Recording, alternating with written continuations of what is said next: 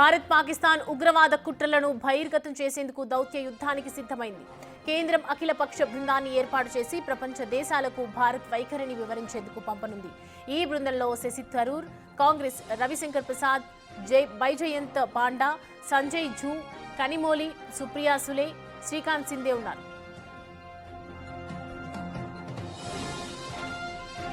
కేంద్ర మంత్రి కిరణ్ రిజిజు ఎక్స్ లో పోస్ట్ చేసి వివరాలను వెల్లడించారు. ఆల్ పార్టీ డెలిగేషన్ యుఎన్ఓ సభ్య దేశాలకు వాస్తవ పరిస్థితులను వివరించనుంది.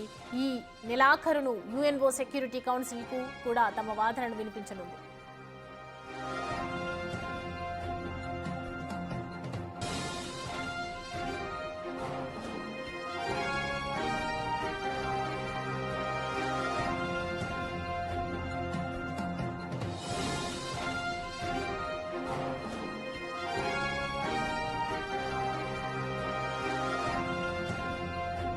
ఇదే అంశానికి సంబంధించి పూర్తి డీటెయిల్స్ మా ప్రతినిధి శివ అందిస్తారు.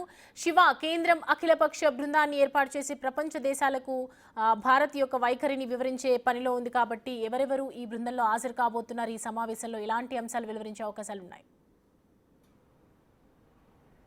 రైట్ సౌమ్య, భారత్ పాకిస్తాన్ మధ్య నెలకొన్న ఉద్రిక్త పరిస్థితుల నేపథ్యంలో అసలు ఏం జరిగింది అనేది కూడా, పాకిస్తాన్ ఏ విధంగా భారత్పై ఉగ్రవాదులను ప్రేరేపించి దాడి చేస్తుంది, దాని తర్వాత జరిగిన తాజా పరిణామాలు ఏంటి అనే అంశాలపై కూడా ప్రపంచ దేశాలకు పాకిస్తాన్ చేస్తున్న వ్యవహార శైలి ఏదైతుందో, వారు ఉగ్రవాద దాడి కానీ, వారు పెంచి పోషిస్తున్న ఉగ్రవాద స్థావరాలు కానీ, వీటన్నిటిపై కూడా ప్రపంచ దేశాలకు వివరించేందుకు భారత ప్రభుత్వం నుంచి డెలిగేషన్ టీం అనేది ఒక ప్రతినిధుల బృందం వెళ్ళబోతుంది. దీంట్లో దాదాపు 30 నుంచి 40 మంది ఎంపీలు, వివిధ పార్టీలకు సంబంధించిన ఎంపీలు ఉండబోతున్నారు. వీరిలో మొత్తం 7 ఈ మెంబర్స్ అందరికీ కూడా ప్రాతినిధ్యం వహించబోతున్నారు. కాంగ్రెస్ నుంచి శశి థరూర్, అలాగే మరోవైపు కనిమొలి, ఇతర పార్టీలకు సంబంధించి రవిశంకర్ ప్రసాద్ బీజేపీ నుంచి, జేడీయూ నుంచి సంజయ్ కుమార్ ఝా, జయంత్ పాండే, అలాగే సుప్రియా సులే ఎన్సీపీ నుంచి సుప్రియా సులే ఈ ప్రతినిధి బృందానికి నాయకత్వం వహిస్తారు. శ్రీకాంత్ ఏకనాథ్ షిండే శివసేన పార్టీకి సంబంధించి మహారాష్ట్ర డిప్యూటీ సీఎం షిండే, ఏకనాథ్ షిండే కుమారుడు శ్రీకాంత్ షిండే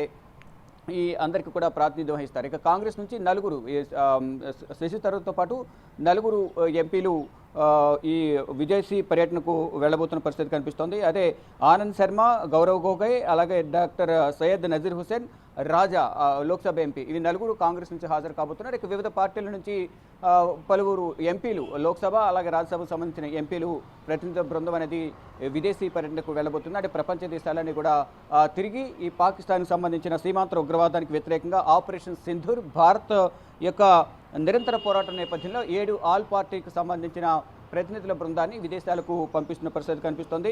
ఈ నేపథ్యంలోనే ఈ నెలాఖరులో, అంటే ఈ నెలాఖరు వరకు కూడా యునైటెడ్కి సంబంధించిన కంట్రీస్ ఏవైతే ఉన్నాయో దానికి సంబంధించిన భద్రతా మండలి సభ్యులతో సహా కీలక భాగస్వామ్య దేశాలు ఏవైతే ఉన్నాయో వారందరితో కూడా సమావేశమవుతారు. సమావేశమై ప్రజెంట్ సిచ్యువేషన్ ఏ విధంగా ఉంది, పాకిస్తాన్ యొక్క సిచ్యువేషన్ ప్రజెంట్ ఏ విధంగా ఉంది, ఏదైతే పెహల్గామ్లో బైసరన్ వ్యాలీలో కాల్పుల ఘటన, దాంట్లో చనిపోయిన 26 మంది గురించి, మరియు తర్వాత ఉగ్రవాద స్థావరాలకు సంబంధించి భారత్ ఒకటే చెప్తోంది, ఉగ్రవాదమే టార్గెట్గా మేము పనిచేస్తున్నామంటూ తెలియజేశారు. దీంతో ఏదైతే పెహల్గామ్లో ఉగ్రదాడి జరిగిన తర్వాత ప్రపంచ దేశాలను కూడా పాకిస్తాన్ తీరు పట్ల ఆగ్రహం వ్యక్తం చేస్తే ఉగ్రవాదాన్ని ఖండిస్తున్నామంటూ కూడా ఎవరు ఉపేక్షించేది లేదు, తగిన చర్యలు తీసుకోవాలంటూ కూడా ప్రపంచ దేశాలన్నీ కూడా పాకిస్తాన్ వ్యవహరిస్తున్న తీరును ఖండిస్తున్న పరిస్థితి కనిపిస్తోంది. ఈ నేపథ్యంలోనే ఇటు ఉగ్రవాద స్థావరాలపైన దాడి చేసిన తర్వాత ఇటు పాకిస్తాన్ సామాన్య ప్రజలపై దాడి చేశారంటూ కూడా వారు ప్రతిదాడులకు దిగారు. ఇటు భారత భద్రతా బలగాలు కూడా ధీటుగా వారికి సమాధానం చెప్పాయి. తర్వాత కాల్పుల విరమణ ఒప్పందానికి కాలబేరానికి వచ్చినప్పటికీ కూడా మళ్ళా కాల్పుల విరమణ ఒప్పందానికి సంబంధించి అంగీకరించి మళ్ళా 3 గంటల్లోనే కాల్పులకు తెగబడిన నేపథ్యంలో దాన్ని కూడా ధీటుగా భారత భద్రతా బలగాలు తిప్పికొట్టాయి. కానీ ఇక్కడ మొత్తం భారత్ భద్రతా బలగాలు చేసిన దాడుల్లో మొత్తం కూడా నష్టపోయిన పాకిస్తాన్ మేమే పైచేయి సాధించామంటూ కూడా ప్రపంచ దేశాలను తప్పుదోవ పట్టిస్తూ అటు పాకిస్తాన్ ప్రజలందరూ కూడా తప్పుదోవ పట్టించే ప్రయత్నాల్లో భాగంగా ఏదైతే పంజాబ్లోని అదంపూర్ ఎయిర్ బేస్ను పాకిస్తాన్ భద్రతా బలగాలు పేల్చేశాయి, దాన్ని ధ్వంసం చేశాయంటూ కూడా ప్రపంచ దేశాలను, అలాగే పాకిస్తాన్కి సంబంధించిన ప్రజలందరూ కూడా నమ్మించే ప్రయత్నం చేసి రోడ్లపైకి వచ్చి రాకెట్ లాంచర్లతోనూ బాణసంచా కాల్స్తూ కూడా సంబరాలు చేసుకున్న పరిస్థితి కనిపిస్తోంది. దానిలో భాగంగానే ప్రధాని నరేంద్ర మోడీ పంజాబ్ వెళ్ళి అదంపూర్ ఎయిర్ బేస్కి వెళ్ళి అక్కడందరూ కూడా ఏమీ జరగలేదనేది కూడా ఒక సంకేతం అది పంపించే విధంగా కూడా ప్రధాని నరేంద్ర మోడీ అక్కడికి వెళ్ళారు. అక్కడ ఎటువంటి దాడులు జరగలేదు. మరోవైపు భూజ్ ఎయిర్ బేస్ పై కూడా రుద్రమాత ఎయిర్ బేస్ ఏదైతే ఉంటుందో గుజరాత్లో దానిపై కూడా దాడి చేశాము, అది కూడా ధ్వంసమైంది అనేది కూడా కూడా వారు ప్రచారం చేసుకున్నారు. కానీ భారత భద్రతా బలగాలు ప్రతి ఒక్క మిసైల్ను డ్రోన్ను సమర్థవంతంగా మన దగ్గర ఉన్న అత్యాధునిక యుద్ధ సామాగ్రితో వాటిని తిప్పికొట్టారు. దాని తర్వాత కాల్పుల విరమణ ఒప్పందానికి సంబంధించి సీజ్ ఫైర్కి సంబంధించి ఒప్పందానికి కాలబేరానికి వచ్చారు. దాని తర్వాత కాల్పుల విరమణ ఒప్పందానికి సంబంధించి ఒక అంగీకారం అయితే కుదిరింది. ఇక ఇప్పుడు పాకిస్తాన్ ఫర్దర్గా ఏమైనా ఉగ్రవాద చర్యకు ఉపక్రమిస్తే కనుక వారు ఇది యుద్ధంగా పరిగణించి దీనిపై ప్రతిదాడి చేస్తామంటూ భారత ప్రభుత్వం ఇప్పటికే చెప్పింది. కానీ ఆపరేషన్ సింధూర్ అనేది ఇంకా కొనసాగుతూనే ఉంటుంది. ఉగ్రవాదుల ఏరివేతకు సంబంధించి ఆపరేషన్ సింధూర్ ఇంకా ఆన్లో ఉంది. దానికి సంబంధించి జమ్మూ కాశ్మీర్ అడవుల్లో ఉగ్రవాదుల కోసం సెర్చ్ ఆపరేషన్ అయితే కొనసాగుతుంది.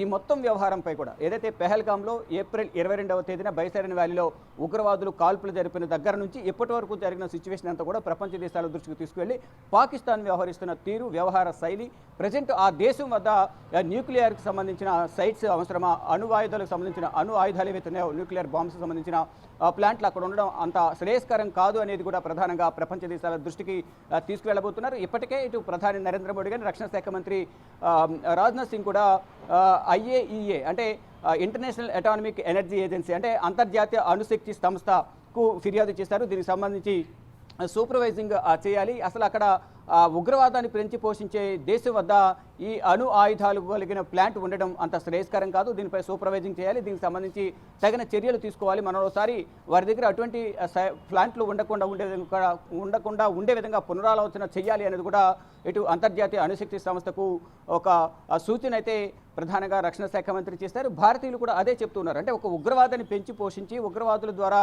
ఇతర దేశాలపై దాడి చేపిస్తున్నారు. సామాన్య ప్రజలను బలిగొంటున్న పరిస్థితి కనిపిస్తుంది. అటువంటి దేశాల వద్ద న్యూక్లియర్ సైట్స్ అనేవి, అణుబాంబులు అనేవి, ఇటు న్యూక్లియర్ బాంబులు అనేవి ఉండటం వల్ల చాలా నష్టం జరిగే అవకాశం ఉంటుంది. కాబట్టి అటువంటి దేశం పైన చర్యలు తీసుకోవాలి. అసలు వారి దగ్గర ఉండడం కరెక్ట్ కాదు అనేది కూడా ప్రధానంగా ఇటు అంతర్జాతీయ అణుశక్తి సంస్థకు ఫిర్యాదు చేసే ప్రయత్నం అయితే చేశారు. దానికి సంబంధించి కొన్ని సూచనలు కూడా చేశారు. ఇక దీనిపై కూడా ప్రపంచ దేశాలకు UN భద్రతా మండలికి కానీ సంబంధించి కానీ ఇటు భాగస్వామ్య దేశాలు ఏవైతే ఉన్నాయో ఆ దేశాలన్నింటి దృష్టికి ఈ పాకిస్తాన్ వ్యవహార శైలిని తీసుకువెళ్లే ప్రయత్నం అయితే చేయబోతున్నారు. దానిలో భాగంగా ఉగ్రవాదాన్ని ఉపేక్షించేది లేదు, ఉగ్రవాదాన్ని భూస్థాపితం చేయాలనేది కూడా ప్రధానంగా భారత ప్రభుత్వం భావిస్తుంది. దానిలో భాగంగా ఉగ్రవాద నిర్మూలనకు సంబంధించి అంతా ప్రపంచ దేశాల దృష్టికి ఈ పాకిస్తాన్ యొక్క తీరును ఎండగట్టే విధంగా కూడా ఈ అఖిలపక్ష టూర్ అనేది విదేశాలకు పంపించబోతున్నారు. దానిలో భాగంగా నిన్న పార్లమెంటరీ వ్యవహారాల శాఖ మంత్రి కిరణ్ రిజిజు అన్ని పార్టీల లోక్సభ పక్ష నేతలందరికీ కూడా అంటే ఆ పార్టీకి సంబంధించిన నేతలందరికీ కొన్ని సూచనలు చేశారు.